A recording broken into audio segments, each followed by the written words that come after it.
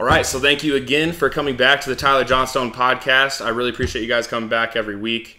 And today we have the first guest since I've been on my own, Devon Allen, the man, the myth, the legend, multi-sport athlete at Oregon, Olympic hurdler for the 110. Yep. Correct? 110s, yep. And again, just an all-around great and beautiful human being. I appreciate that. I really do. Anytime. I felt that one. It was from the heart. It was from the heart. So, again, if you guys like the video, if you like the podcast, make sure to like, subscribe, and review. And we'll get back to you every time you do. So, Devon, Olympic athlete, and you are 23 years old, correct? 23 now, yep. I turned 24 in December. Yep. Goo, so you're really young. I'm getting there. You just turned 23. Yeah. So, how does a guy like you go from being born, yep, and at 20, was it 22 or 21? 21. When you were in the Olympics? Yeah. So what I want to know is how did that happen? You went from a rookie, and rookie in track terms I kind of see as just being an amateur. Yeah, just not elite level, yeah. Yeah, just, running for college, running for high school. But then you went on to the Olympics and you competed, and I think you got, was it 5th overall? 5th, yep. Which is wild. Yeah. Because you're going to have another Olympics in your career. Or hopefully a couple. A couple. Yeah. A couple. I mean, we'll see. Dude, you're going to be like 30. I'll be 25 next Olympics and 29 the next Olympics after that. Good. That's way too old. So you'll be fine. No. See, that's the thing, though. It's, you're going to have the wisdom over the experience. You know what I mean? Exactly. No, yeah, so what I want to start, though, is when you start track competitively, like where does that start for a track? Because I'm a guy. I mean, I'm really fast. Yeah. But I'm in O-line. I'm heavy. I've seen it. I've seen it on the film. Don't you worry about that. Your boy can move. Your boy can move. Yeah. See, I mean, I'm heavy, but I can move. I mean, if you lost about 40, 50 pounds, 60, maybe 80, easy. You'd be top 5 tight ends. So? Speed wise. Okay. Well, I appreciate that. Because Mark Andrews, another Arizona. Yeah. Ran 4.5 at the combine, and you'd be around there for sure. I think so too. I personally think I'd be like a 4.4, but maybe 4.3, 4.38, 4.39. Yeah. Probably really the fastest guy ever at the combine. Probably a 4.2. Yeah. But where did it all start? With track, with football. Mm-hmm. Is there a bunch of athletes in your family or? Well, my dad was athletic. He played baseball and football and played a few years in the minor leagues in baseball. So that was his main sport was baseball, but he played, basketball, track, everything pretty much growing up like most of us did. Same thing with me, I was born in Seattle, moved to Phoenix when I was 6 years old. And so, just growing up, I played baseball, basketball, soccer. Yeah. Ping pong. And here in Arizona, you can play stuff year round. Exactly. Yeah, there's no winter. Every sport you can play, every outdoor sport you can play year round, every indoor sport is year round as well. So, with Pop Warner, NYS, as you know, in Phoenix, you can play fall football and spring football at the same time, playing basketball in the winter, baseball in the spring along with football, or track in the spring with football or in the summer. Yeah. So that's pretty much what I did. And then, just getting older into high school, I kind of focused more so on just football and track and field just because, that's what I like to do the most. And you went to Brophy? Yeah, I went to Brophy. Yeah, Brophy College Prep, right downtown. Sorry. Because I went to Hamilton. And Hamilton and Brophy, when I was in high school, was kind of a rivalry. Hamilton's kind of fallen off. No offense. But they'll come back. Yeah. But it's all a rivalry. Yeah. So what was it like at Brophy though? It's an all boys school. Yeah, all boys school, really competitive, like athletic wise. I mean, like we're in all the sports. Yeah. Basketball, baseball, swimming. Literally all golf, the sports that you offer. Soccer, we're top few in the state. Really, while I was there, football might have been the worst one, and we made it to the playoffs, which is crazy. Quarterfinals, semifinals every year. Yeah, because when we played you guys, it would be. Yeah, we would stay always champion. semi. Yeah, exactly. State. So our sports program was really solid, which helped. I just had a good program, football and track wise, which kind of led the way to college, which is where kind of the transition I would say into professional started. Yeah. Because like in high school, already like freshman year of college. Yeah, in high school I was good, talented, fast. In the nation, in the world, track wise, competitively, football. Yeah. I was doing my thing, playing pretty well, and I got to college. Played well freshman, sophomore year in football. But my freshman year is when I really kind of, came to the scene in track and field. And I won NCAA's and USA championships. I was there. I saw it. Yeah, as in track and field, pretty much, especially in the hurdles. Yeah. USA, Jamaica, Great Britain are the best hurdle countries. So, if you can win a championship there, you're going to be top 5 in the world. So that's kind of when it felt like I kind of transitioned from like amateur to professional, even though I wasn't making any money because I was still in college. Was it like the weird system? Was it like a mindset or mindset? Yeah, switch? Exactly. Like the competitions I did were different. As I got to sophomore year, junior year, I competed in the Olympics, which it's still like an amateur thing. Like, and just to clarify, what year were you when you competed in the Olympics? Junior. What? Yeah. Redshirt sophomore. That's crazy. So junior in college, and that's kind of the transition. Like once I competed there, I was like, all right, well, I want to compete on a higher level. Not that NCAA caliber wasn't high enough, but I was just. Oh yeah, I mean that's top tier. Yeah, and that's where all the Olympic athletes come from. Yeah, US wise.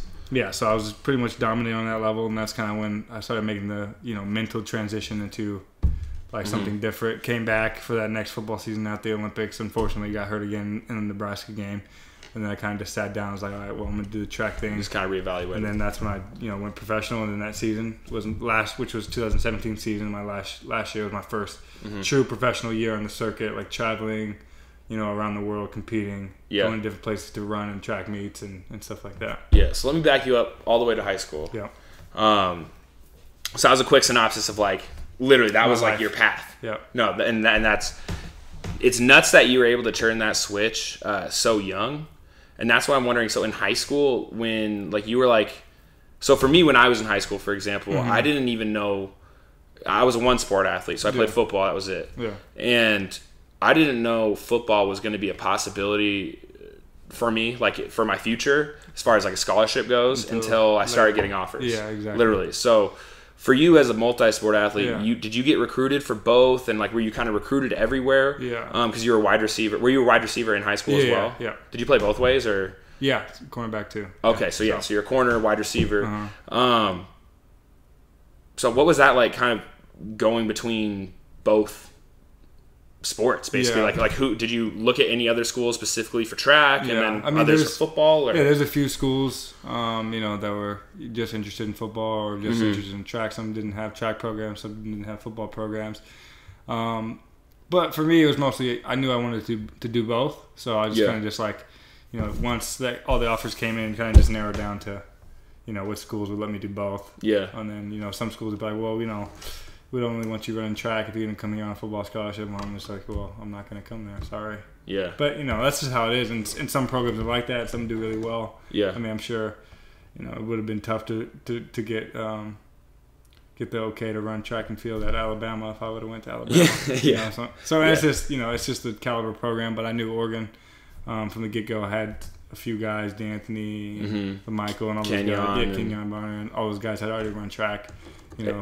Coach Rad taking care of us. Exactly. And Coach Radcliffe is just a legend in the track world. So, it just worked out perfectly. I knew, and I liked Oregon growing up anyways. Yeah. So I was like, well, this is... Did you like Oregon because you're from Seattle originally? No, did you like them because of their historic trash? Their historic track team? Yeah.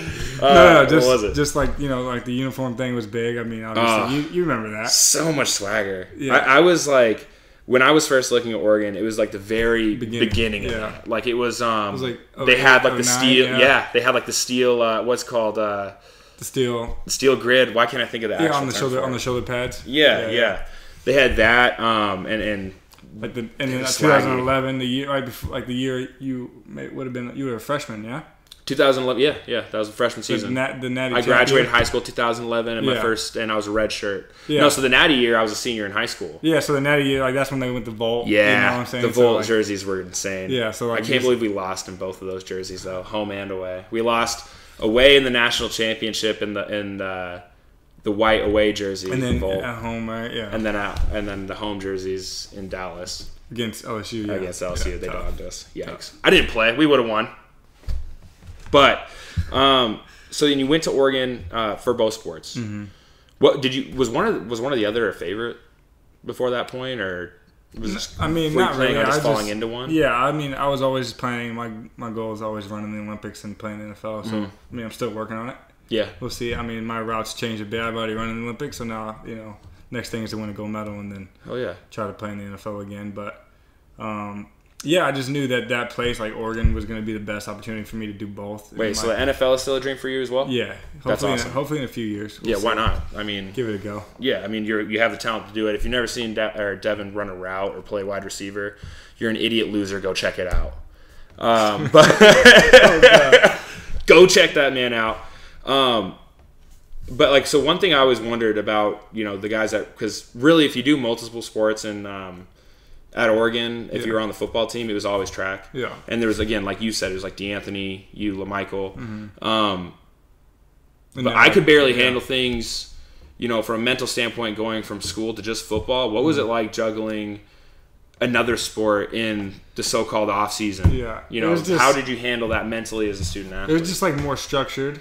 The whole just balancing it was the hard part, but you were there. Everybody in the Jake Center was there to kind of keep us on track. Mm-hmm. So you're saying, like, in order to be successful, because I know you were successful in school as well. Mm-hmm. Obviously, really successful football, track, school. Yeah. All three of those things. What you're saying, kind of like what I hear is, and I agree with you because I went through the exact same thing, just not a second sport. Is it takes a team, kind of. Yeah. You kind of got to let yourself. You kind of got to give yourself up to some people, like, and have them deal with your schedule. 100%. Yeah. And just kind of be bought into what they're telling you. Sometimes. Exactly. Just I was like, okay, hey, like, Tim, Tim Brugman. When he was there, I was like, hey, I can't take tutoring because I don't have time. Because I have class, I have 2-3 hours of class a day, 2 hours of track practice, and then 6-7 hours of we were doing film, lifting, football practice. So I just there was not a gap unless I took tutoring like 8 p.m., 9 p.m. But I wanted to go to bed. Yikes. So I just said like, hey, give me the chance to not have tutoring at all, and I'll just get my school stuff done. Yeah. And they're like, you know what? That's fair enough. You did pretty well the first semester, so we'll give you a leeway. And that really helped. And some days, I needed help. Yeah. And you go upstairs to the third floor where they had the math tutors there. 12 hours Oh, they were a day, great too. In science and all that stuff. So at Oregon, they have a thing called the John E. Jaquith Center, and that is it's a building, and it's beautiful. Mm-hmm. But it's designed to be specifically for student athletes there in order for them to kind of get all their schoolwork done, for tutoring, things like that. So when he's talking about Tim Brugman, he's one of our main academic advisors. Yeah. And he deals with all the tutors, and so you really have all the resources available to you in order to succeed in school, while on top of having to handle all your other requirements for football, track, things like that. And basically is what I just heard Devon say is you got to take advantage of what's given to you. Yeah.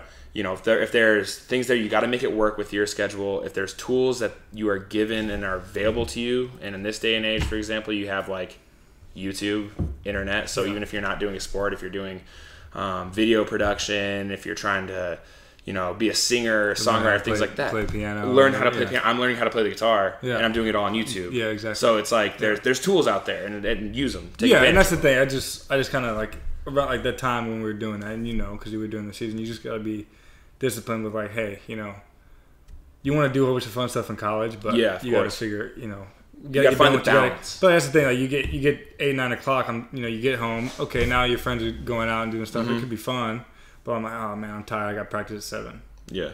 So how did you deal with that mental though? Because the thing is with me sometimes, and I think with a lot of people, it's tough even to get up for one workout. Mm-hmm. You had to go to sleep the night before knowing that you had to wake up for football, and then you had to go to class all day, and then you had to go to track, which is arguably harder than a football practice in different ways. Mm-hmm. So how did you kind of deal with that mentality? What was your mentality going into it that helped you through that? Just really based on how my body felt, how I just communicate with, Coach Helfrich and Coach Lubick, or my track coach Jamie Cook, and say, hey, today, usually football wise, you can play at 80-90% and you'll be fine. You can run around and do your thing. But for track and field, you kind of got to be locked in and focus. So some days I'd be like, not feeling it today, but I would just warm up, get a couple drills in, take off, go recover. Because you're not really getting anything out of it if you're going 80-90% track, because you're trying to train your nervous system, train your muscles to fire at full speed, full bore. And it's very minute details. Yeah, exactly. That make it or break if you think about it in terms of just math, if you're 90%, it's a second. Yeah. in the 100. If you run 10 seconds flat and you run 90% effort, you're running 11 seconds. That makes perfect sense. So like, it's just like, so just, and one of those things, in track and field especially, is just based on how your body feels. And, sometimes I always like use the analogy like a dull blade is better than a broken one. Okay. Like, that's how I stayed healthy, right? Yeah. Like if I didn't feel like good, that. I'm not going to overtrain. Because like if you have a sword that doesn't even have like a sword blade, you can't use it. That makes perfect sense. Even if it was sharp. But like if a dull blade that you don't really train that much, and but you're healthy and you're still one piece. Yeah. You can still swing somebody. You can still knock somebody's head. You might be able to break an arm. Exactly. Exactly. You that's can the cause thing. damage. Yeah. So I like that a lot. I'm gonna start using that. And that's the big thing with balancing two sports now. Not so much track and field. I'm kind of, it's just one thing now. Yeah. It's hard. It wears on your body. You also don't have school anymore right now, right? Exactly. Yeah. So exactly. It wears on your body, but I can manage it a bit better just because I know what's going on. Sometimes, football practice, you don't know what's going on one day. Some days it could be freaking. You wake up hurt. You can do green ball. Yeah. Oh, you just show up. Yeah, you never know what the coaches are going to throw at you in football. So he says you wake up sometimes. Green ball is. This is like 16. Yeah, you basically just play until you score, get off the field. So if the offense is having a good aggressive drive, running the ball, you're going to be out there for 12 to 16 plays. Yeah. And that's like right after you warm up when you're still awake, like rubbing the eye boogers out of your eyes from being asleep. You just did Coach Rad's warm up. You just did Coach Rad's warm up, which was like conditioning before practice. And you die. And I guess with track, you kind of do know what's coming a little bit, and you know what's going on. And so that kind of leads me to the next thing, though. So, you said a dull blade is better than a broken one. So I feel that kind of reminds me of injuries. Yeah. So you and I are similar in that we both tore an ACL twice, but you've torn them both once. Yeah, just right? my left and my right, yeah. Yeah, so I tore mine back to back, the same one. Yours were separated by a little bit, but tell me what it was like when you tore your ACL is the Rose Bowl was the first one? Yeah. Yeah, so you tore your ACL, Rose Bowl 2015. Yeah. Against Florida State, which was an awesome game, and then you tore it like the third game against Nebraska in 2016. Yeah, God, that's wild. So how was it coming back from that ACL and kind of getting your mind right from that in order to make it to the Olympics? Yeah, I think the biggest thing was just like you have people around you, and like there's a lot of guys that have that injury, and a lot of them are fine. Yeah. So like the mental thing was the biggest thing. Like at first you're like, damn, this sucks. Like you have surgery, you can't walk for a couple of days, it's fine, but you're like, I don't know if I'm gonna be able to get back. You don't have any strength. You can't run, you can't walk. So you're just like, oh, this kind of sucks. But then you see like guys that have done it and are doing great, doing fine. Yeah. And you're like, okay, I'll be fine too. Like, was there anybody you kind of looked at? I mean, I remember talking to Charles Nelson. Oh yeah. Because he did his in high school. Oh, I didn't know that. And that's the thing. Nobody knows. Yeah. Which is crazy. Yeah. Because he's a stud athlete. Yeah. So and that's the thing. He's like, I don't have any issues with it. So when I tore my first one, it was like the season, or it was the last game of our season that year, and somebody I looked. Yeah, exactly. Yeah, and somebody I looked back to was Adrian Peterson, who had like a personal best season after tearing his ACL. Yeah. And that was kind of somebody I looked up to, and but then history is history, and I tore it again like 6 months later. Yeah. But. So you were able to get over that mental hurt. Was it just like looking up at other guys, or was it kind of just like a day-to-day process? Yeah, it's day-to-day. I mean, it just was slow. I mean, like for 3 months, you're not doing, you're not doing much. Yeah. Range of motion, some light strengthening stuff, just enough to move around. Then you start getting able to run. Once you start running, you can start lifting heavy. Yeah. Moving to heavy lifting, doing some lateral movement in like 4 or 5 months. But like you think of that, 6 months is a long time. 6 months is a long time. And in that time, everybody else is doing stuff, and like you're staying on the side, and we went through that. Yep. But and that's the thing. I just I got back. I got healthy enough for the next season. Mentally, I wasn't quite there. I was, physically I could play, but just like the mental barrier for the ACL is tough. Like just running around, you're not the same. You don't feel the same. Mm-mm. Just like even though to be able to throw yourself at high speed, especially somebody as fast as you. Yeah. High speed into a cut and a stop when you're going at full speed and you have to make your cut within 2 yards. Yeah, it's tough to trust it. Yeah, and that's the thing. I just think, like strength wise, I was like all my lifts were better. Like PBs and all my lifts and all my running, I was just as fast. Just confidence building. Just confidence wasn't there, and so it kind of took me to that 2016-15 season with Vernon to kind of just regroup, and then Had a little bit of knee pain, like patella tendonitis, so I got a PRP injection. Ugh.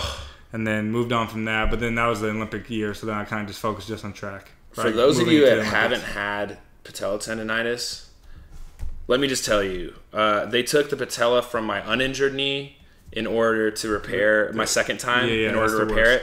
That's what happened to Dwayne. And the reason I attribute me playing so poorly my senior year was because of, well, again, confidence wasn't necessarily there, but I was buckling because of the tendonitis in my uninjured knee. Yeah, no, that's the thing. Oh God, it's you can't walk. You can't. It shuts. What it does is it shuts down it shuts down all the nerves in your quad, and you buckle, and it sucks. But you're able to come back from that, and what I want to know now is, and I think what everybody is always asking you, and you've probably been asked this 1,000 times, I'm going to be 1,001 person to ask you, what was it like down in Rio? What were the Olympics like? How did you wrap your head around that mental game? No, it was an awesome experience. There's a lot of, just being around all those athletes that you kind of just growing up watching, like Michael Phelps is the main one, right? Yeah, but even growing up, watching basketball, the Phoenix Suns, Leandro Barbosa, he was playing for the Brazil basketball team. Yeah. And he was sitting right next to me talking to Tony Parker. He was on the French basketball team, right? So it's just you watch. So he's watch all these athletes. I've been doing it as long as you've been playing sports. Yeah, and just and for me growing up to not really being a hurdler until a few years before the Olympics. Yeah. There's hurdlers that I had YouTubed when I was learning how to hurdle. And that stuff like that. That's crazy. So, but yeah, just the whole experience being around great athletes, which is good, and being one of those athletes is pretty awesome. Yeah, I can imagine. Where's your tattoo at?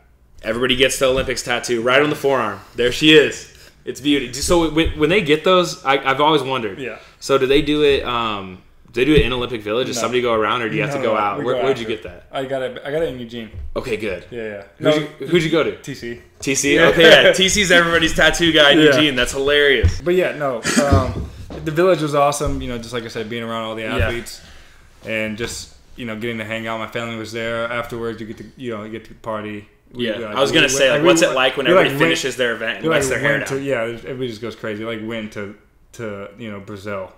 Into random clubs in Brazil, which is pretty. What were those like? It was. They were intense. It's a little bit different. They were intense. It's just different in the U.S. as opposed because there's no shutout, right? So we were coming back to the Village the bar doesn't close. Yeah, we were coming back to the Village 7, 8 a.m. The sun was coming up. We were eating breakfast. Yeah. Going to bed while people were getting up, getting ready to go compete. And you were hurt. You were hurt. We were hurt. You were hurt. We were hurt. But that's crazy. I didn't go. I went hard, but I didn't go as hard as some of the Australians would go. Oh, really? I'm just kidding. No, that's so funny. Of all the countries, who went the hardest? You think? At the clubs, at the Brazilian clubs that didn't close, who went the hardest? The Spanish countries, man. Really? They go hard. I mean, they were in Brazil, so Yeah. But it's Portuguese. It's different than Spanish, but yeah. But still, all that. And the Brazilian athletes were going crazy too. I can't imagine. One of the last nights, we stayed in the Village that night, and there was a German house, the German apartment party. It was pretty crazy. But then we went to the UK, and they had the Great Britain and I guess all the countries sending them a whole bunch of alcohol, and there was just tons of alcohol. We were playing. It was USA versus Great Britain in beer pong. No, this sounds like a movie. I hit the game winner. No, you did not. Against UK? Yeah, you brought it home? I brought it home. Damn redcoats. And the crazy thing Take that, redcoats. There's 80 people watching. Yeah. At the time, the ping pong table had broken, but there was just people holding it so we could finish. They were just watching, holding the table. Wait. How did the table break? So people just leaning on it because there's so many people around the table. But then it broke. Have you ever been in a more intense ping pong match? Or beer pong match in your life? Absolutely not. And they said some things that I can't repeat on air. It's okay. I don't want you to. But that's all right. I'll show you later. I appreciate that. But no, the Village was awesome. That sounds like so much fun. Rio was awesome. It's an awesome country. There's a lot of culture and different. It's just it was hard to get around. That was the only thing that was bad. Is we were so far from the Village was so far from the city of Rio. It took an hour by bus, which is all right. I mean, it's just an hour. But, yeah. It just like it'd been easy just to get out the village, and like I heard in London, like the village was you can just like walk out. You can like walk out onto a train and be like in the city in like 20 minutes, dude. But yeah, I can't imagine what that's like because like normally, obviously, you have to travel, like to the country to see what the people are like. But like there, it's like you kind of get every culture at once. You put them in a room, and say, "Hey, play some beer pong. Devon Allen's gonna make the game-winning shot. Come watch." It's dope. It's really dope. You couldn't even make a movie about it. You know, it's Cinderella story. You know, it's crazy. So underdog takes down David and Goliath. That's true. Things, I mean, the UK has been drinking for a long time. Yeah, and I was just 21, so I had just started drinking maybe like 6 months before. That's true. That's wild. So, as a guy that went to the Olympics, you experienced all that, and you got to meet, some of the world's best athletes, and but you came from kind of where we all come from. You were just a high school kid, not really sure where you were going to go with everything, where you were going to go with your sport, or whether it was going to be a school thing for you. What kind of advice or what kind of mindset would you tell a high school athlete that was aspiring to be where you are now? What would you tell them? What would you say like is the main thing that'll get you to where you want to be? I think just understanding that there's a time for hard work and a time for fun. And there's a lot of people that take stuff so serious. Yeah, and athletics and stuff is serious, but you gotta let yourself live and gotta let your hair down. You have to enjoy it. Yeah, if you don't enjoy it, you start to just dread going to practice and training. Because when I like going to practice and training, that's when I do my best. But like you also gotta know when to turn it on and be serious, and you gotta have the switch a little bit. Exactly, you have to have the switch. Yeah, and just know when to be serious and when to when to sacrifice some things. Like, hey, I want to do this with my friends, or hey, I want to do this, but I should go to bed, or I should eat this or eat that. And it's not make good choices. Yeah, it's not so much just like be a freaking, I don't even know the word for it, but just be like a lame dude that just sits at home. Yeah, you don't want to be that guy that's like distances himself from everybody. Yeah, but you gotta if you want something different than the regular population, then you gotta do some things different than the regular population, if you know what I mean. Dude, I love that. Yeah. I feel like that wraps up like the normal conversation we're having right now, and that's the perfect quote to end it on, because it's so true. You can't expect abnormal results with normal effort. That's awesome, man. I appreciate, you divulging all that information. Oh, easy. And now we're going to get into the fan questions. Let's do it. So we have a few. And I picked several. And again, I really appreciate you guys all asking Devon these questions. It's really cool that you guys can get to participate now. Again, when I was with Podcast One, we didn't really film it, and it wasn't kind of set up the way I want it to be set up. And the way I want it to be is inspiring. It's engaging, inspiring people, having conversations. So the first question is from @PigeonPhil on Instagram. He said, "What is the most difficult mental thing that you've ever had to overcome as an athlete?" I think the biggest thing for me was like finding the right body type for what I was doing football and track wise. Ooh. Like, I get that. As a light lineman, I understand that. Yeah, so when I was going to college, I thought I had to be huge to play college football. Right, so I just bulked up till I was like 210. Oh, I know so many people that got so fat to play college football. No. And then everybody in college was like, what did you do to yourself? Exactly. So I got there and I was, not that I was slow, but I just didn't feel the same. I wasn't moving the same. I wasn't in shape. I was strong. I was as strong as I've ever been, but who cares if you can't, like my position is running around and catching the ball and scoring touchdowns. If I can't run around, catch the ball and score touchdowns. So that's the biggest thing I like. That first year, not luckily, I broke my wrist in fall camp, right? Yeah, I remember that. So I broke my wrist, so I was out for 12 weeks. I was in a cast, so I couldn't play anyways, so I redshirted. But then I kind of like realized, I was like, geez, man, like, where would I need to be? So right at the end of the season, I was like, okay, I need to lose like 25 pounds to get down to like 185. And like in 6 weeks, I lost 25 pounds. I just felt way better. Spring ball came, ran the track, won the NCAA's, USA's, came back to football, played a great season with Marcus. Back up. Yeah. Just to remind you, he won the NCAA's and the USA's? And the USA's that year, yeah. And how old were you? 19. 19. Okay. Wow. But yeah, and then coming back to the next season, I was the same weight, same conditioning. He played with Marcus his Heisman year. Had a great season. Scored a ton of touchdowns. Won a lot of games. Went to the national championship. Unfortunately, I was hurt before that. Yeah. But you know. So that's the thing. I sat that entire season, so I understand. But like that's the thing. Like just mentally, I just didn't know where I needed to be. And like I see a lot of athletes struggle with that. Yeah. Because they have just always been naturally gifted. And just like better than everybody, that they just don't pay attention to like what they're putting in their bodies. Yeah, like the fine tuning. Exactly. So the fine tuning was really good for me. Well, that was a great question. That was a big mental hurdle. Like to figure out like, dude, I feel like crap. I need to figure this out. Yeah.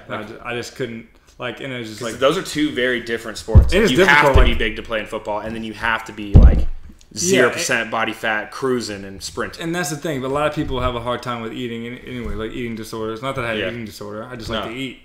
So like it was just hard for me to go on a diet to lose 25 pounds, in in a few months. But I figured I knew what I needed to do. So that was tough. I was like eating every night. I was having like carrots and like deli turkey and ham and cottage cheese. And that's your snack. For dinner. And like for dinner. Dinner. Go. Oh, for breakfast I had the same thing every morning: 2 eggs, fruit, cottage cheese. For lunch I had a sandwich that I packed from the Jaqua that they gave to us. They ate whatever sandwich they had, and then for dinner I had that. So I was really running on a calorie deficit for a while. Yeah. I imagine because normally, I mean, if you're training for football, you're packing on. 4 or 5 times a day, at least. But hey, at Pigeonfield, that was a great question. Another one from the Back Pocket Podcast, and this is a question that they ask all their guests. What is your so you're a world-renowned athlete? I think it's safe to say. And multi-sport star. What is your most average quality? You know what? I was on the way. You're good at a lot of things, but what are you just okay at? Yeah, on the way here, I was talking to my girlfriend, trying to figure out, what's my most average quality? She probably named a few. Yeah, she named a few. She said my eyes, luscious blue and green, which is pretty average, I guess. She said my cooking, which is a joke. Whoa, that's an absolute joke. I'm the best cook I know. That hits, and that hit me deep. But I knew she was joking, so it's okay. Okay. So I think personally, my most average quality is probably like my singing voice. It's not bad because I know you and I are a lot alike in this. We're not scared to sing. We're not scared to dance. We're not. And you've seen it. Camp Harlow. You got to hug a tree if you can't sing. But so freshman year at Oregon, you have to sing like 3 songs over the course of fall More camp. than that. At least you have to at least memorize exactly. 3 or 4. You have to have them ready on deck. And if you mess up your song at the big team barbecue at the end of fall camp, you have to hug a tree until the camp is done, and it's like an hour. Yeah. So singing voice isn't bad. It's not bad, but it's not great. But like I can hang on. Like if the music is high enough in the car, I can sing along and nobody notices. But if they turn the music off, they're like, relax. So I get it, man. Thank you, the Back Pocket Podcast. Back Pocket Podcast. That made me really think. Good question. And I'm gonna take singing lessons now. Thank you. Good one. Nice one, bro. So this guy's actually a track athlete out in Indianapolis. Okay. High school kid. And his Instagram is at DJT Walker. He asked, how do you control your emotions to work for you before a race or before you race in big events like the Olympics? So how do you get your emotions in check for that very small window of time of competition? I think one thing I did a lot that 2016 year I probably should be doing more of was like visualization. Oh, like I've been big at looking into that. Yeah, here's the thing I used to do. I used to make a fist with my hand and squeeze, and like in my head I would just visualize like the perfect hurdle race. Really? Right, and just run through that. Right? Like just laying in bed, I'll do that a couple times. And is that like a step by step? Yeah, just like in set, and then just it doesn't even have to be full speed, but it's just like the perfect form, perfect running. Don't hit a hurdle, whatever. I just visualize that and go to bed. Did that for a few weeks, and then like before my races, I did that same like to activate the fit. Like I'd squeeze my hand, and activate it. Yeah, and then that's when I kind of knew, and I ran my best race by doing that, a PB. And I need to get back into doing that some more. Yeah. But yeah, visualization, like that's something just kind of because like then you kind of just you already ran the race in your head. Yeah. 1,000 times. That's so true. That's something I never thought of. Yeah. Visualization takes you through. I mean, I know like some big stages are tough, but like as you get used to it, it gets easier. Yeah. But I think just having confidence and running through the race a lot in your head, it kind of tricks your body into like, same old. That's like true. My best races, I black out. I don't even remember. Like I bet my worst races I remember because I'm thinking about everything, right? And that's when crazy. I'm running, I'm just like, So you're kind of in the groove of things when the race is over, just finished. You just finished first. I got first, and I'm wondering when you qualified for the Olympics in Hayward. Yeah. Was that one of those races? Yeah. You ran a 13.03? 13.03, yeah, that's my PB. And the funny thing was, if you know Johnny Munt. Yeah. Right? Yeah. Johnny Munt was a tight end at Oregon. He plays for the Rams now. Yeah, plays for the LA Rams. And I was over at Johnny's house, where Cameron Hunt was living there, Dakota Prukop was living there, Danny Mattingly was living there the night before the final. Like, because I just, like, it was right up the street. I was, like, I had my Normatec boots with me. I was, like, Normatecing, watching, like, movies, just hanging out, just chilling, like, trying to, like, because you don't want to think about travel. No. You got to relax. And they're like, bro, we're, like, right at the finish line, like, on the curve. Yeah. And I was like, oh, that's sick. Because they're like, I was like, I'm going to jump in the stands if I win. They're like, no, bro. But, like, because my parents were in the same section, too, so I knew that. So, like, that whole celebration was already pre-planned. So that's another thing, too. Like, if you already, like, have the confidence that you're just going to go out there and win, it's gonna happen. That's gonna happen because you visualized it before, and like it's already you've already done it. I didn't practice the jump. I didn't realize it was gonna be so far, and I almost slipped and like tore my ACL again. But I didn't. Jeez. So well, good as long as you didn't. All right. From Mike Scow from KEZI9. Do you remember him? Big Mike. Yeah, Big Mike. We actually filmed this time together. We used to. Yeah. But yeah, he asked, what wisdom does post-Olympics Devon have for freshmen at UO Devon? I think the biggest thing would be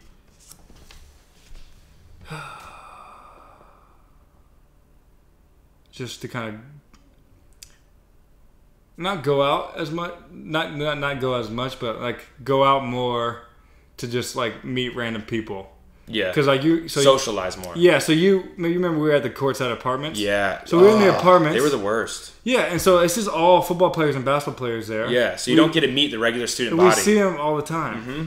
Yeah, and then you're taking freshman year, right? You're taking basic English, math. Yep. Whatever. With all the other athletes. With all the other athletes. Yep. This has always been my biggest gripe with Oregon, that they put us in those apartments. Yeah, so we're taking classes with all the athletes. We're taking freshman year, especially, in the apartments with all the athletes. So we just, like, don't meet anybody but athletes. And then I remember, like, getting to the business school, and I go into business school classes, and, like, one class I would, like, notice people, and then the same class, in my same class, like, oh, cool. You start to make friends, and, like, you just, like, a whole other friend group just opened up. Yeah. Like, you're, like, 50 people that you didn't know, and now you just start hanging out with those guys.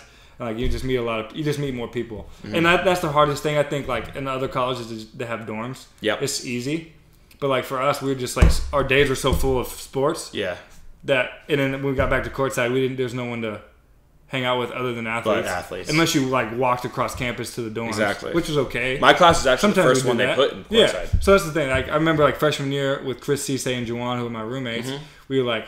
Make an effort to like walk around campus and just hang out, like just talk to meet people. Yeah, that was always my biggest gripe with Oregon as well. But so just your advice would just be, you know what, Devon, be a little more social. But you're a social guy. That's not the problem. The problem was Oregon puts you in these little apartments and you never really get to meet anybody.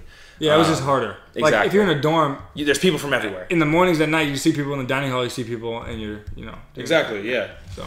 And then the last question is from Shauna Nosler. She's a track coach outside of Indy High School. Mm-hmm. She said, do you have a favorite workout that you love to hate just because it's going to be the worst, but you also know it's going to like get you there. It's going to make you better. My most hated workout is probably, and it's a funny thing I have on Twitter as I tweet about it. But I have a 3x350 workout. Okay. That's just like a killer. 350 meters? Yeah. So it's full 350 meters, full recovery, 10 to 12 minutes. Anything over like 20 yards makes me hurt. Coming through, like it's pretty hot. I come through 300 around 34, 35 seconds, which is pretty fast. Come through the 350 like 40, 41, 42. So like it's solid, 11 second, 11.5, 100 meter pace, and it's just sounds awful. A good solid workout. It's always hot here. Yeah, and so like for example, it was 98 degrees today. Yeah, so in the heat, it's tough as well. But yeah, that's the one I like. I always dread, but I do it anyways. I know because you know it's going to give you that mental toughness to break through. Yeah, that's awesome, man. Hey, I really appreciate you coming today. And again, this is Devon Allen. He's the man, the myth, the legend. Again, dude, thank you so much, and thank you guys again for watching. We're going to be back every single week, and again. Thank you. Like, review, subscribe, and smash the like button. Smash it. Smash it. But yeah, Devin, thanks, I appreciate Tyler. it. Appreciate it, bro. Yeah, take it easy, man. Taco We'll do it time. again. Absolutely. And now we're going to go eat tacos because it's Taco Tuesday, baby.